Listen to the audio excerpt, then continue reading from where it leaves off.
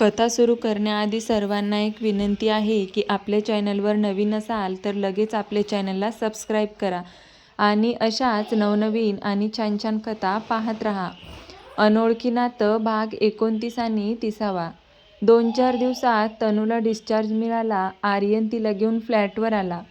तिला या अशा अवस्थेत घरी नेणं त्याला योग्य वाटत नव्हतं. तिला आरामाची गरज होती. तनू, तू आराम कर, मी आपल्यासाठी डिनरची अरेंजमेंट करतो, आर्यन तनूला म्हणाला. ती हलकं हसत म्हणाली. आर्यन तिच्याशी बोलून बाहेर आला. त्याने दोघांसाठी खाण्याची ऑर्डर दिली आणि रोहितला फोन लावला. हॅलो आर्यन, सगळं ठीक आहे ना? रोहितने विचारलं. हो, सगळं ठीक आहे. मला सांग, तू जायला कधी निघतोयस? उद्याची फ्लाईट आहे. आर्यन, मी समायराची माहिती काढली. माझ्या कानावर असं आलंय की समायराचा एक बॉयफ्रेंड आहे. कोण ते अजून समजलं नाही. तनूसोबत हा प्रकार झाला तेव्हा समायरा तिच्या कजिनकडे होती. मला असं वाटतं की तिने तिच्या बॉयफ्रेंडला हाताशी धरून हे सगळं केलं असावं. तिचा बॉयफ्रेंड नक्की कोण आहे याची माहिती काढ, मग पुढचं ठरवू. पोलिसांच्या हातीही अजून काही लागलं नाही, आर्यन म्हणाला. शोधूया आपण सगळं, नको काळजी करूस. आता फक्त तनूची काळजी घे. खूप टॉर्चर केलंय तिला, तरी पण ती तुझ्यासोबत आहे. आर्यन तिच्या नजरेत. मी तुझ्याविषयी प्रेम पाहिलंय, माहितीये मला. खूप प्रेम करते ती माझ्यावर. माझंही तिच्यावर तितकंच प्रेम आहे. मी तनूला गमवू शकत नाही रोहित. तू परत आलास की मी तनूला घेऊन बाहेर फिरायला जाणार आहे. गोवा ट्रिप तसंही कॅन्सल झाले, पण तिच्यासोबत टाईम स्पेंड करणार आहे मी. गुड. बरे, चल. मी तुला नंतर कॉल करतो. काही वाटलंच तर तू मला सांग, रोहित म्हणाला. आर्यनने त्याच्याशी बोलून कॉल कट केला आणि आत वळला. तनू डोळे मिटून झाल्या प्रकाराचा विचार करत होती. कुणीतरी होतं ज्यांना तनू आणि आर्यनची जवळी खटकत होती. त्रास दिल्यावर तनू त्याला सोडून जाईल असं त्यांना वाटत होतं, पण हा त्याचा भ्रम होता. तनू तिच्या आर्यनसोबत जन्मोजन्मीच्या नात्यात बांधले गेले होते. ते इतक्या सहज हे नातं तुटणार नव्हतं. कसला विचार करतेस? आर्यन अलगद तिच्या कपाळावर ओठ टेकवत म्हणाला. कसला नाही, ती डोळे उघडत म्हणाली. खूप त्रास होतोय. थोडा थोडा होतोय, ती त्याच्या नजरेत पाहत म्हणाली. दोघांच्याही नजरेत एकमेकांसाठी खूप सारं प्रेम होतं. तनूने त्याच्या गळ्यात हात गुंफले तसं तो तिच्यावर झुकला. भीती वाटते मला तुला गमवायची. माझ्यासाठी माझं आयुष्य आहेस तू. तो तिच्या गालावर ओठ टेकवत म्हणाला.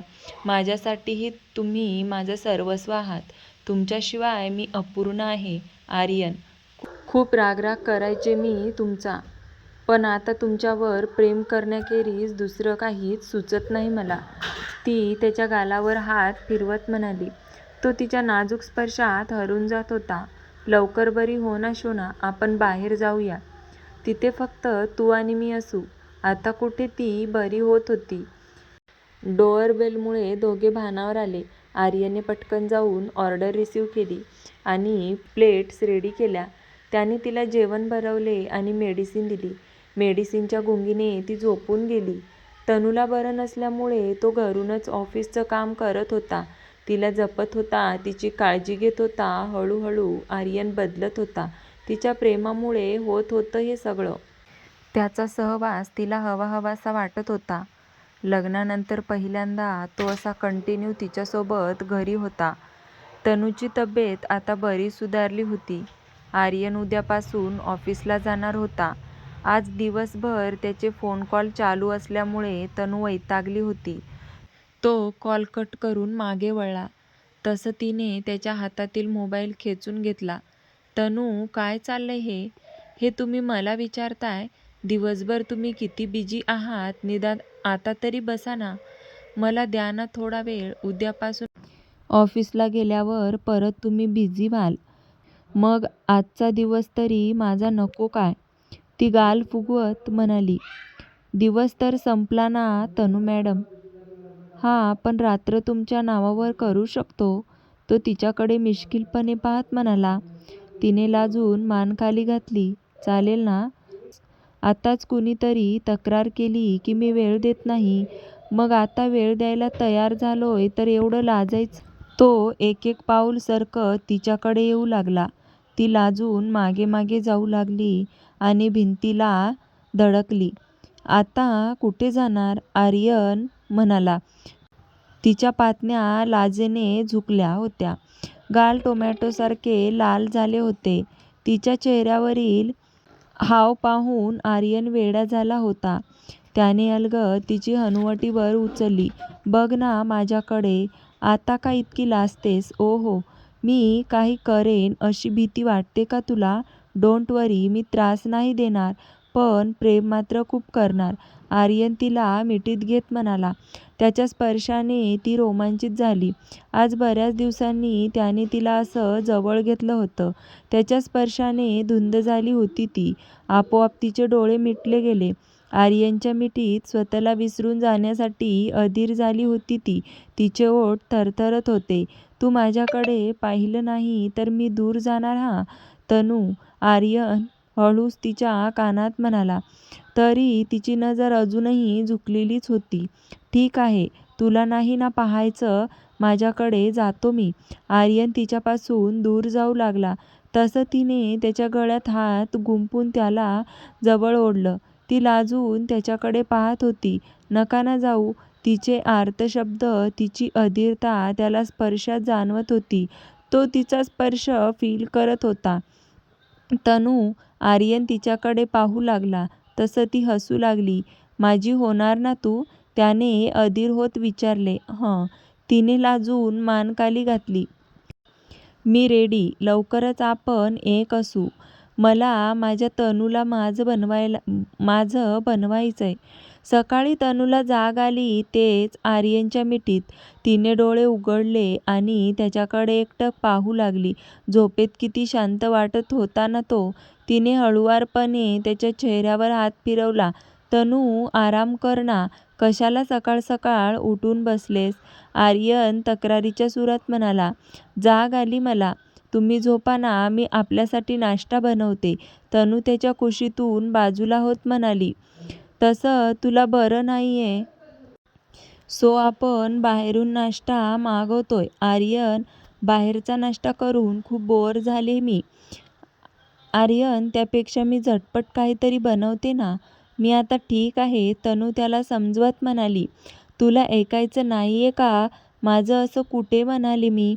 प्लीज ना, मला तुमच्यासाठी नाश्ता करू दे ना, तनू त्याला मस्का मारत म्हणाली.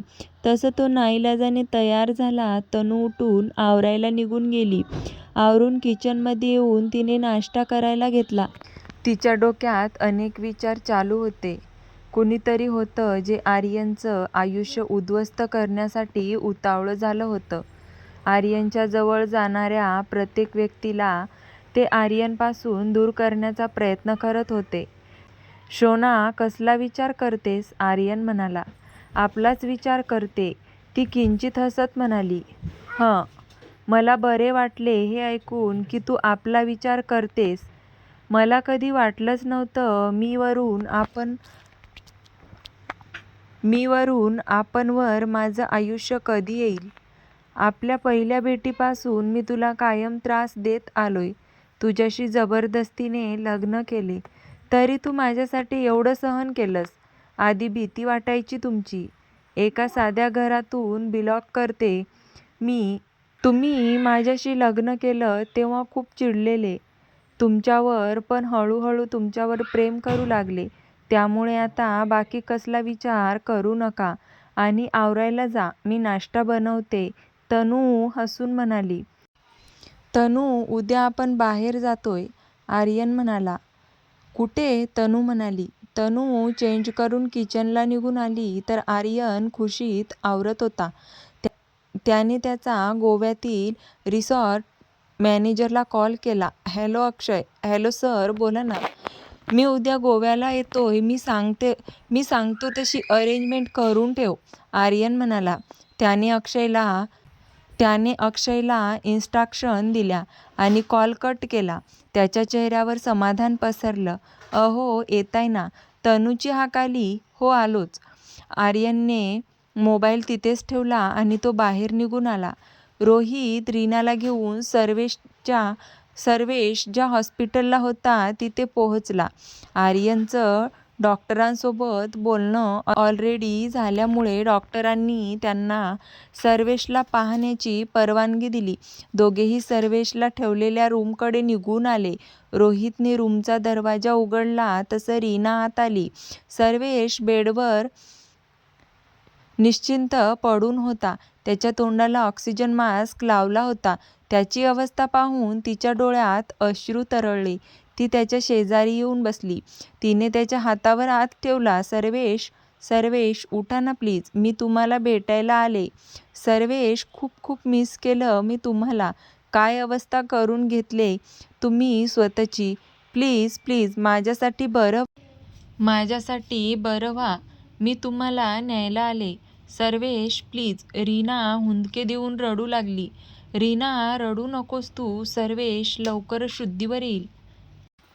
आपण त्यासाठीच इथे आलोय ना. तुला प्रयत्न करायचेत रीना, विसरू नकोस. हो रोहित सर, माझ्या जीवात जीव असेपर्यंत मी सर्वेशसोबत राहणार. I love you Sarvesh. Love you so much, ती मनापासून म्हणाली. बराच वेळ दोघे तिथे थांबून होते. रोहितने तिचा निरोप घेतला आणि तो बाहेर आला. रोहितने रीनाची सगळी अरेंजमेंट केली होती. तिला काही कमी पडणार नाही याची काळजी घेतली होती. तिचं सेटअप लावून तो इंडियात परत यायला निघाला.